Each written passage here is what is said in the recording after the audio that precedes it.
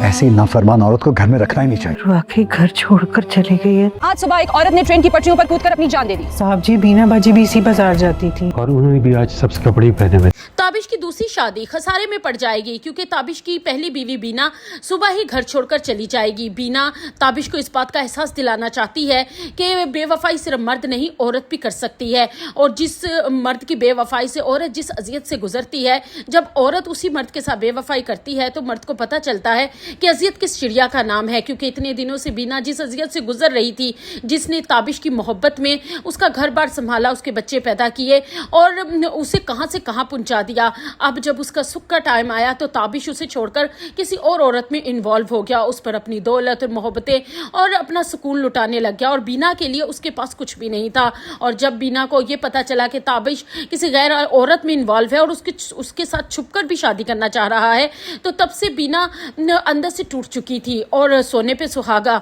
जब बीना की सास भी अपने बेटे के साथ मिल गई और उसके साथ चुपके से उसी की शादी में जाने की तैयारियां कर रही थी, तो बीना भी फैसला कर चुकी थी कि वो क्यों इसके घर को और इसके बच्चों को देखे जब उसकी किसको जरूरत ही नहीं है। बीना तो घर से चली जाएगी, लेकिन वो ताबिश के लिए बहुत ज्यादा मुश्किलात खड़ी कर जाएंगे, क्योंकि जैसे ही घर में पता चलेगा कि बीना घर में मौजूद नहीं है, नौकर भी बात करने लग जाएंगे, तो साथ ही टीवी पर भी न्यूज चल पड़ेगी कि किसी औरत ने ट्रेन के आगे कूदकर जान दे दी है। टीवी पर न्यूज सुनकर नौकरों की तो होश उड़ जाएंगे और उस पर एक नौकरानी ताबिश को बताएगी ये तो वही जगह है जहां बीना बाजी बाजार जाती हैं और चीजें खरीद कर लाती हैं। तब ताबिश की बेटी भी वहां खड़ी होगी और उसको यही लगेगा कि उसकी माँ ने कूदकर जान दे दी है। वो अपने बाप के गले लग के कहेगी कि बाबा मामा किधर हैं, मामा क्यों नहीं आई। तो ताबिश अपने बच्चों की परेशानी देखकर घबरा जाएगा, जिसे पहले बीना के होने ना होने से कोई फर्क नहीं पड़ता था, लेकिन अपने बच्चों की परेशानी देखकर इसे बीना पर गुस्सा आने लग जाएगा। लेकिन दूसरी तरफ बीना अपनी उसी सब्जी वाले के पास जाएगी जिससे अक्सर वो सब्जी लाया करती थी, और उससे ही जाकर मदद मांगेगी।